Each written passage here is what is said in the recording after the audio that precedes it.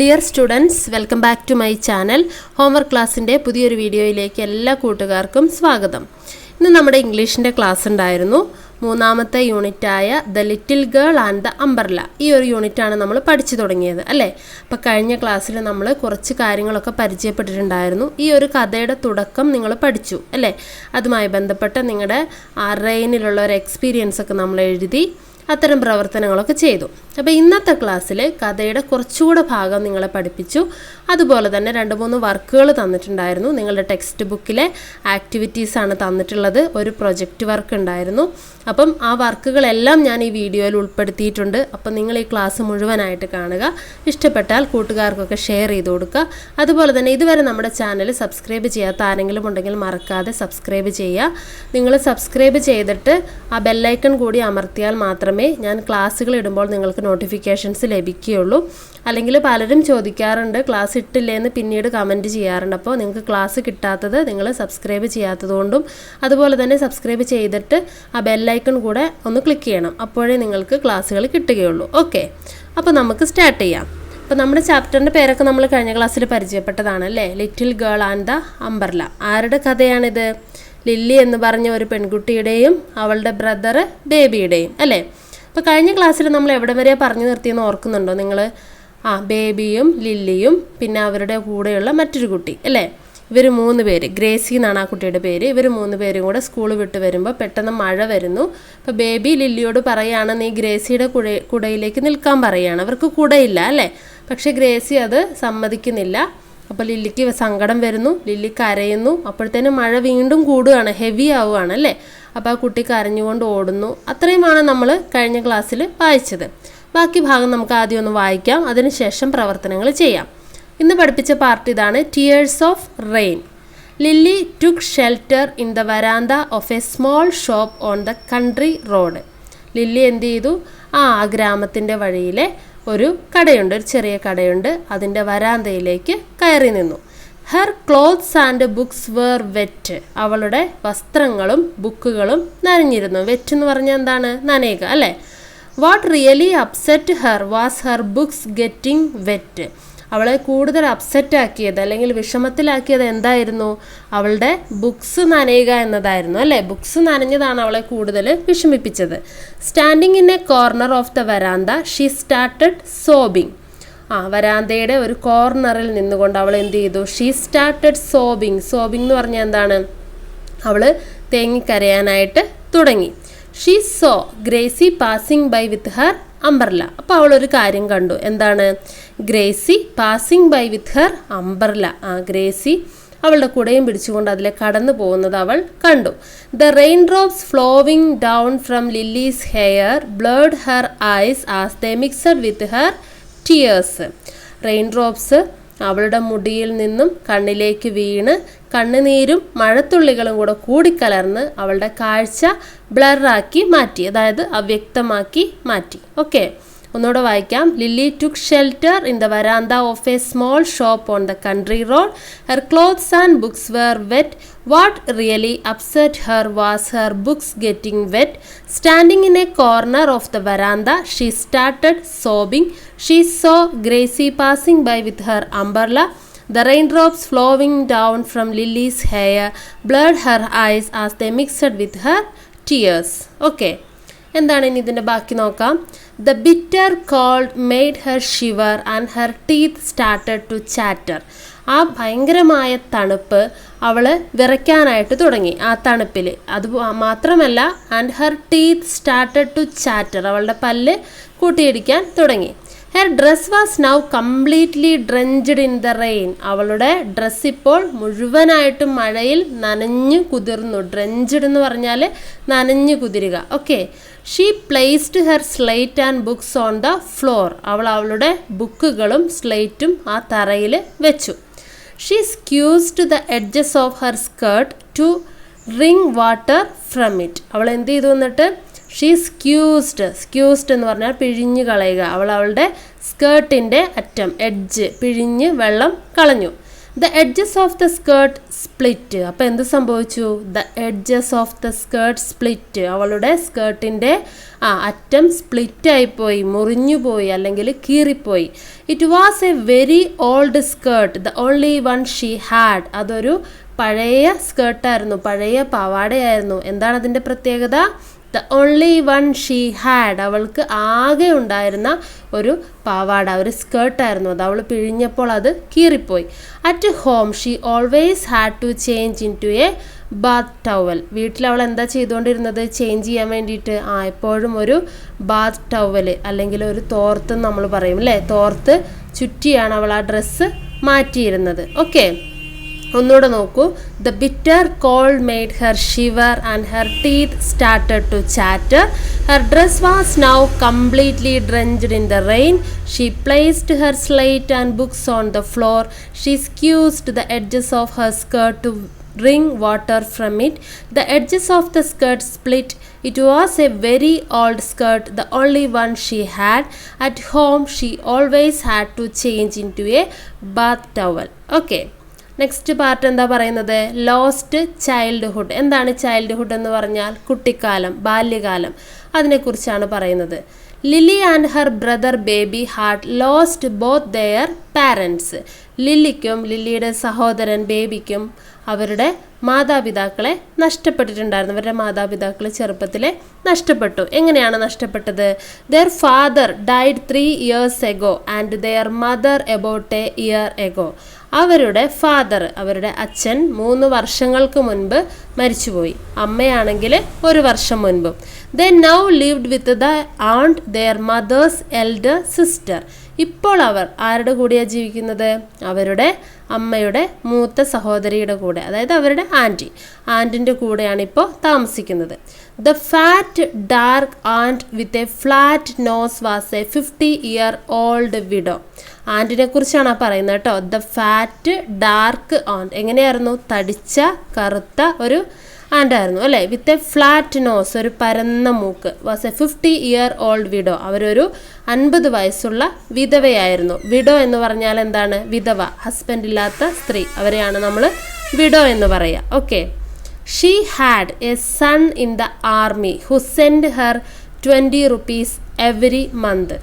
ആ ആൻറ്റിക്ക്, ഇവരുടെ ആൻറ്റിന് ഒരു മകനുണ്ടായിരുന്നു. എവിടെയാണ് അവൻ? ആർമിയിലാണ് അല്ലേ. Who send her 20 rupees every month. എല്ലാ മാസവും അവരുടെ മകൻ അവർക്ക് 20 രൂപ അയച്ചു കൊടുക്കുമായിരുന്നു. She was known to be a tight fisted woman. Tight fisted woman എന്ന് പറഞ്ഞാൽ വളരെ പിശുക്കിയായിട്ടുള്ള ഒരു സ്ത്രീയായിരുന്നു അവർ. She had no land of her own. അവർക്ക് സ്വന്തമായിട്ട് ഭൂമിയൊന്നും ഉണ്ടായിരുന്നില്ല. She lived in a hut on a plot owned by the Poomangalam family for whom she worked as a made. എവിടെയാണ് അവർ ജീവിച്ചിരുന്നത്? ഒരു ഹട്ടിലായിരുന്നു, ഒരു കുടിലിലായിരുന്നു. എവിടെയാണ് ആ കുടിലുണ്ടായിരുന്നത്? A plot owned by the Poomangalam family. Poomangalam ഫാമിലിയുടെ അവരുടെ സ്ഥലത്ത് ഒരു കുടിൽ വെച്ചാണ് ഇവർ ജീവിച്ചിരുന്നത്. അവരുടെ വീട്ടിലെ മെയ്ഡായിരുന്നു ഇവർ, വേലക്കാരിയായിരുന്നു. ആര്? നമ്മുടെ ലില്ലിയുടെയും ബേബിയുടെയും aunt. Okay, the money send by her son was deposited in a private bank. അവരുടെ മകൻ അയച്ചിരുന്ന പണം അവരൊരു പ്രൈവറ്റ് ബാങ്കിലാണ് നിക്ഷേപിച്ചിരുന്നത്. But after a few months, കുറച്ച് മാസങ്ങൾ കഴിഞ്ഞപ്പോൾ ദ ബാങ്ക് കൊളാപ്സ്ഡ്. ആ ബാങ്ക് തകർന്നുപോയി.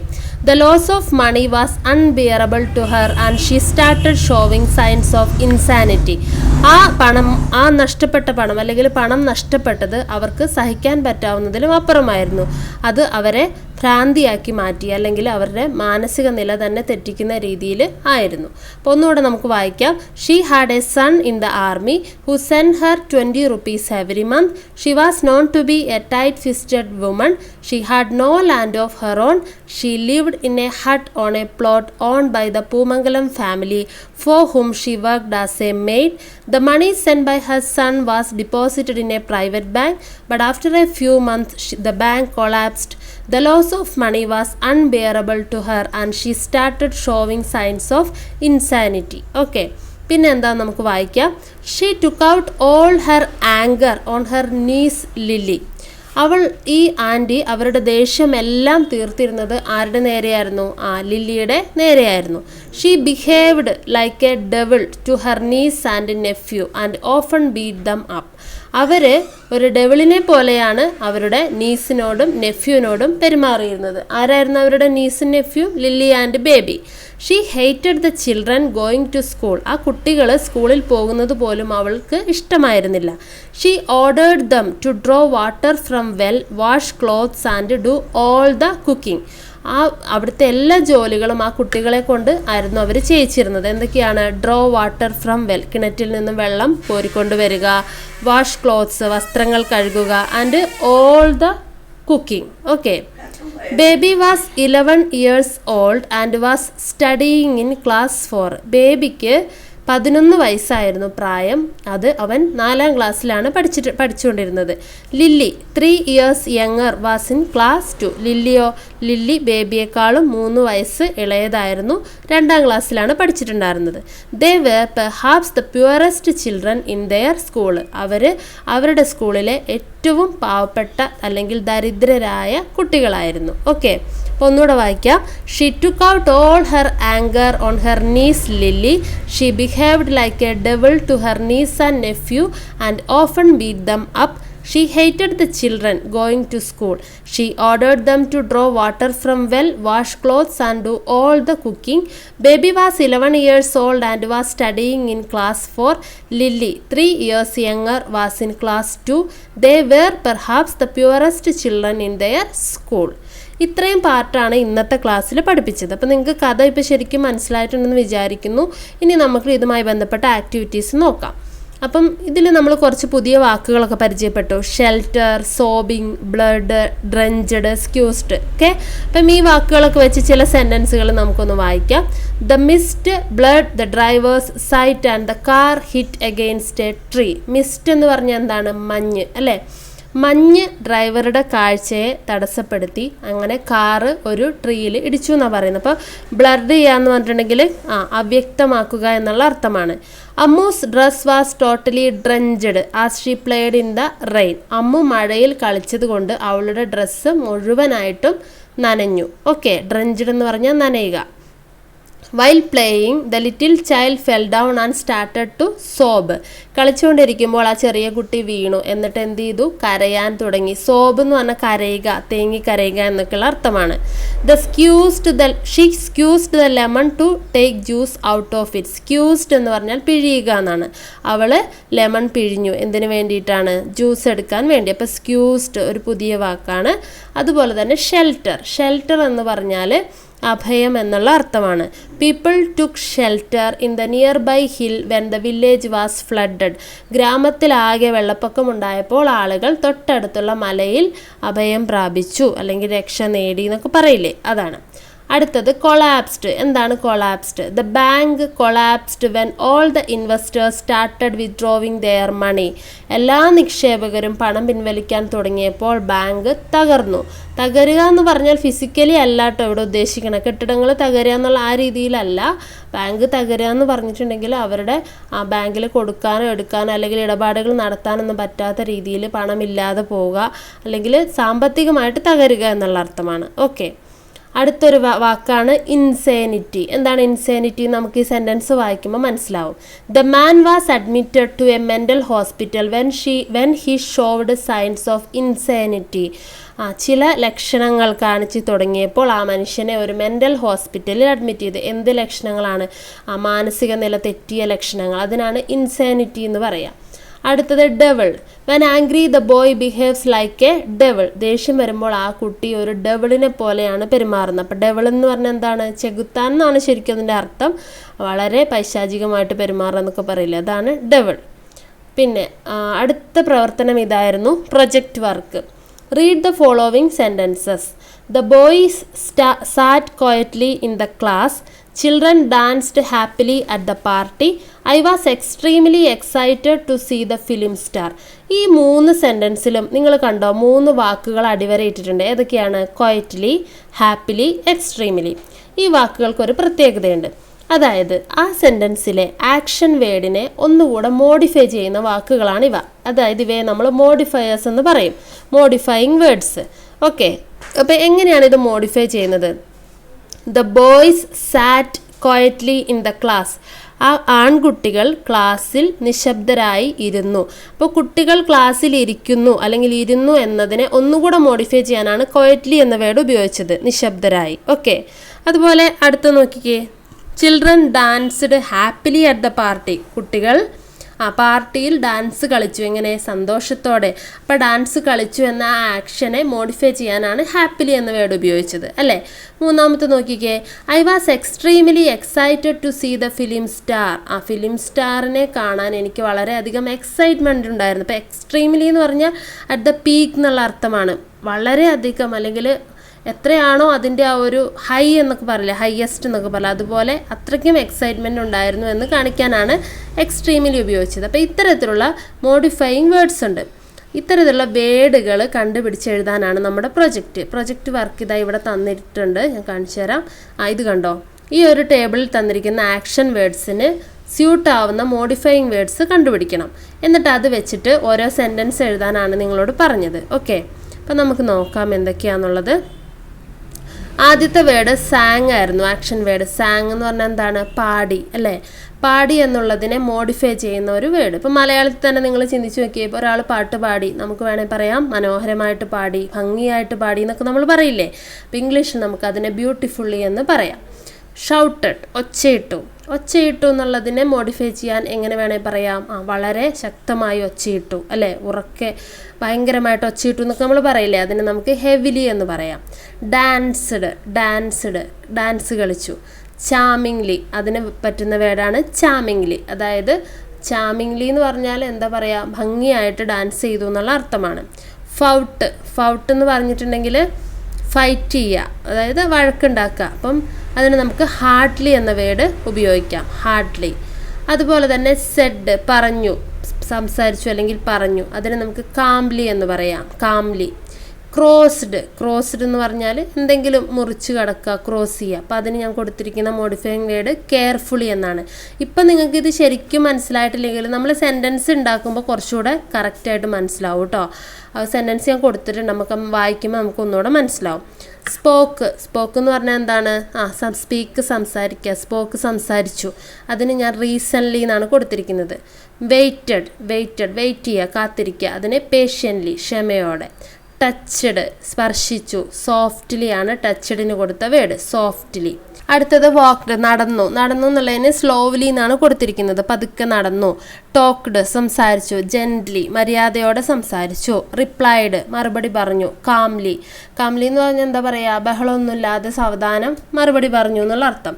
ക്രൈഡ്, കരഞ്ഞു. എങ്ങനെ കരഞ്ഞു? ബിറ്റർലി, വളരെ എന്താ പറയുക, ഹൃദയഭേദകമായി കരഞ്ഞു, കഠിനമായി കരഞ്ഞു എന്നൊക്കെ പറയില്ലേ, അത്. ബിഹേവ് ചെയ്യുക എന്ന് പറഞ്ഞാൽ പെരുമാറുക. ക്രൂവലി, ക്രൂരതയോടുകൂടി പെരുമാറി.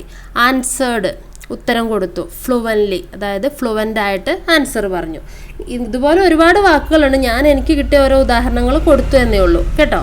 അപ്പോൾ നമുക്കിനി ഇത് വെച്ചുള്ള സെൻറ്റൻസുകൾ നോക്കാം. അപ്പോൾ ആദ്യം നമ്മൾ സാങ്ങും ബ്യൂട്ടിഫുള്ളിയും വെച്ചുള്ള സെൻറ്റൻസ് ആണ് കേട്ടോ. The kids sang the song beautifully. ആ കുട്ടി പാട്ട് വളരെ ഭംഗിയായിട്ട് പാടി.